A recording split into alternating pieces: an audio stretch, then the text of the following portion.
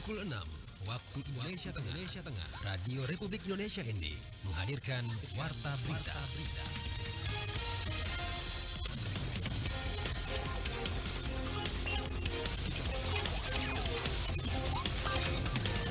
Selamat pagi saudara, mendengarkan Warta Berita edisi Senin 22 Januari 2024 dengan Sari Berita. Guna tingkatkan keselamatan dan kenyamanan, Bandara Komodo siap perpanjang landasan dan perluasan apron di tahun 2024. Perlu adanya monitoring dan evaluasi dalam upaya antisipasi pelanggaran penyalahgunaan dana desa di Provinsi NTT. Bersama saya Leli Kara, kita ikuti segera berita selengkapnya.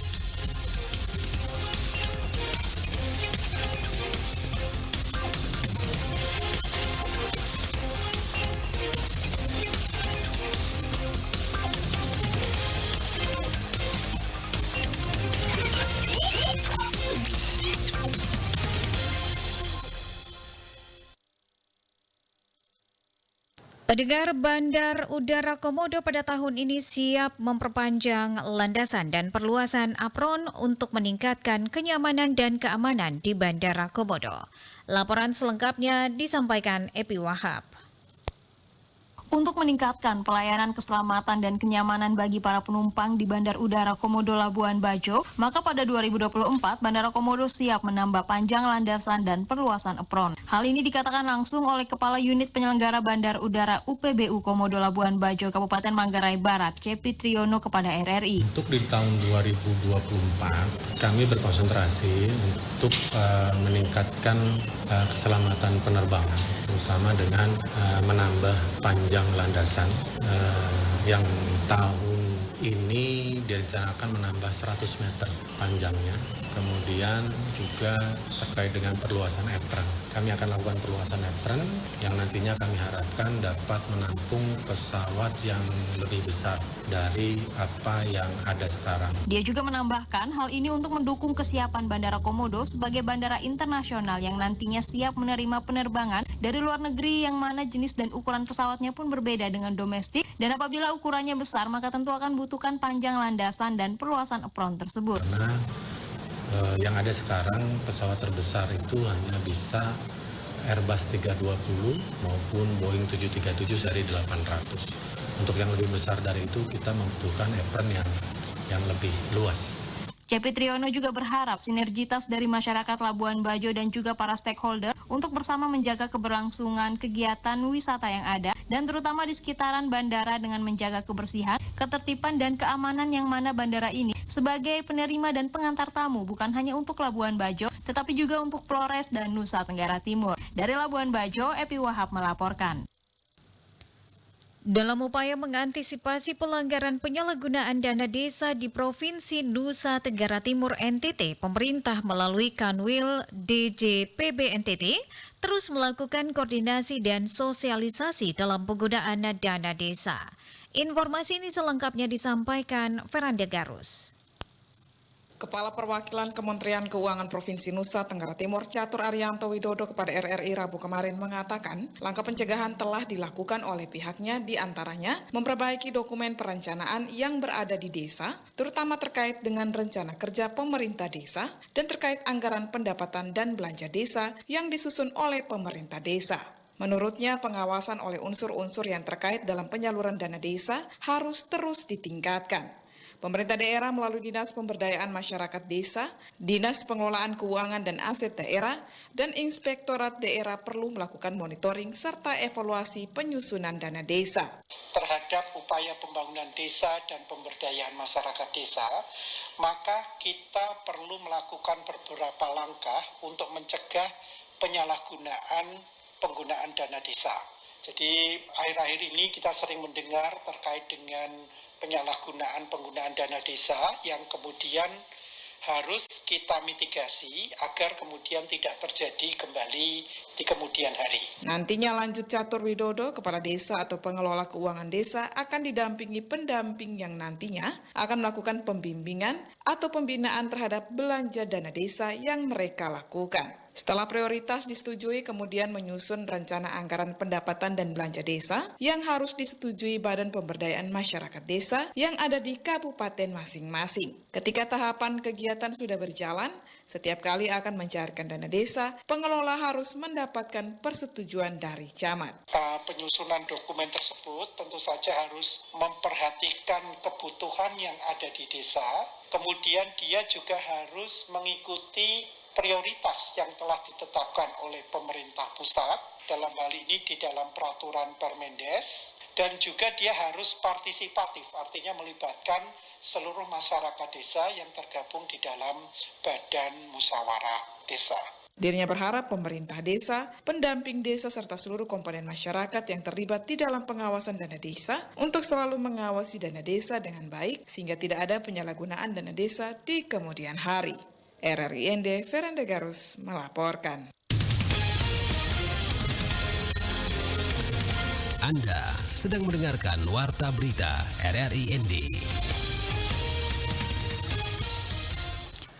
Pendengar, Gunung Lewotobi laki-laki kembali mengalami erupsi dengan tinggi kolom abu 700 meter di atas puncak atau 2.284 meter di atas permukaan laut atau MDPL terpantau Minggu 21 Januari 2024. Petugas pos pengamatan gunung api atau PGA Lewotobi laki-laki Bobi Son Lamanepa mengatakan kolom abu berwarna putih hingga kelabu dengan intensitas tebal itu terekam seismogram pada pukul 12:49 waktu Indonesia Tengah.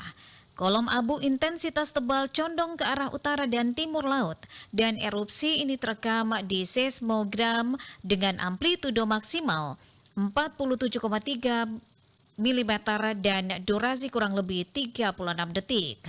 Pemukiman yang masuk bagian utara gunung yaitu Desa Dulipali dan sekitarnya, sementara arah timur laut meliputi Desa Nurabelen, Nobo dan juga Rianggita.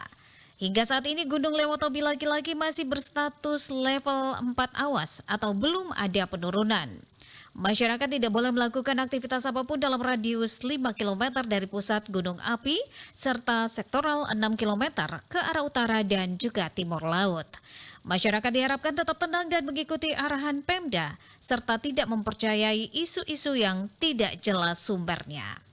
Kita beralih ke berita selanjutnya. Badan Pengawas Pemilu Bawaslu Kabupaten Nagekeo belum menemukan atau mendapati laporan terkait dengan dugaan pidana pemilu.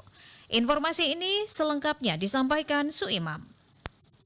Ketua Bawaslu Kabupaten Nagekeo, Yohanes Emmanuel Nane, kepada RRI, Rabu 17 Januari 2024 menuturkan, sejauh ini dari 500-an surat tanda terima pemberitahuan STTP, izin kampanye yang dikeluarkan oleh kepolisian, Bawaslu belum mendapatkan laporan terkait dengan dugaan pidana pemilu. Dijelaskan, yang selama ini terjadi adalah ada beberapa peserta pemilu yang berkampanye tanpa izin kepolisian, dan itu pihaknya langsung melakukan pencegahan dini dengan pendekatan persuasif kepada yang bersangkutan agar segera mengurus surat izin pemberitahuan untuk bisa berkampanye. Dikatakan dalam urusan ini pihaknya punya kelompok kerja terdiri dari beberapa stakeholder, diantaranya kepolisian, kejaksaan, dan TNI yang berkolaborasi dalam urusan pengawasan kampanye, pengawasan isu-isu negatif, juga pengawasan netralitas ASN. Kita percaya bahwa kerjasama dengan semua stakeholder, terutama dengan kepolisian, dengan TNI, dan semua pihak yang juga tentu menjadi tanggung jawab bersama dalam urusan pemiluan ini, ya bahwa bisa bersama-sama untuk bisa mengawasi itu dengan baik. Ia melanjutkan, pihaknya memberi apresiasi untuk semua peserta pemilu di Kabupaten Nagekeo yang sudah melakukan kegiatan kampanye dengan baik, yang mana indikasinya belum ditemukan adanya laporan terkait pelanggaran dugaan pidana pemilu. Saudara, sebelum mengakhiri Warta Berita pagi ini kami hadirkan mini feature dengan topik tanaman pala menjadi penopang utama ekonomi masyarakat desa dari Wali di Kecamatan Jaribuu, Kabupaten Ngada, Nusa Tenggara Timur. Pasca hancurnya hasil coklat yang membusuk dan juga kering diserang penyakit, masyarakat sangat bergantung penuh terhadap hasil panen buah pala termasuk harga bunga pala kering yang lebih mahal harganya, bersama reporter Feriso. Ini pala saya, ini berbuah sampai ranting yang paling bawah ini sudah dekat dengan tanah ini. Ini. Pala ini bukan hasil okulasi ya teman-teman. Ini yang saya tanam langsung. Buahnya memang betul-betul lebat. Tidak pakai pupuk sama sekali teman-teman. Tanpa pupuk. Ini pala jantan.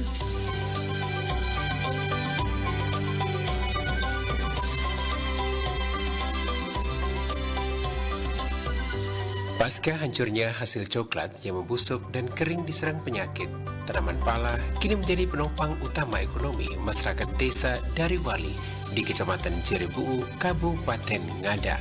Tanaman pala yang merupakan tanaman yang tahan serangan hama kini menjadi penopang utama ekonomi masyarakat desa untuk pembiayaan kebutuhan rumah tangga. Beberapa tahun belakangan ini, masyarakat sangat bergantung penuh terhadap hasil panen buah pala, termasuk harga bunga pala kering yang lebih mahal harganya sebagai bahan dasar pembuatan minyak atsiri untuk obat tradisional yang bersifat stimulan, tonik, dan karminatif. Salah seorang petani pala desa Dariwali, Justinus, mengatakan tanaman pala sangat mudah dirawat asal kelembapan tanah yang bagus dan mendapatkan curah hujan yang cukup dengan penyinaran sinar matahari yang memadai, maka akan menghasilkan buah pala dengan kualitas terbaik. Ke depan, pala ini kita targetkan untuk menjadi komoditi andalan petani di Kecamatan Jerebuu, khususnya di Desa Dariwali ini. Jadi itu yang kita coba kita kembangkan lagi ke depan. Lalu tanaman pala saat ini merupakan harapan terbaik petani untuk tetap memiliki penghasilan, serta berharap pemerintah dapat membantu petani untuk bisa menjaga harga pala di pasaran untuk lebih tinggi lagi dan stabil melalui pemberdayaan BUMDes.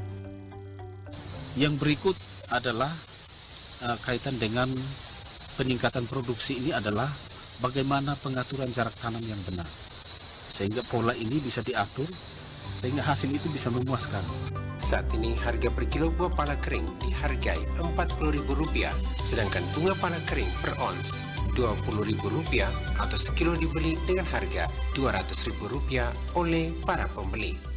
Kalau yang kering dia berkisar antara 40 sampai dengan 50.000. Tapi kalau untuk di harga tengkulak itu 40.000.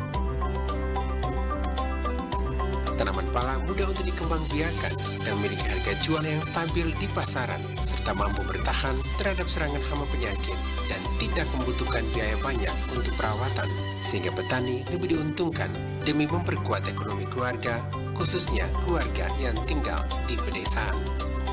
Dari ND, Firiso, Pro 3 RRI, terus mengudara untuk Indonesia.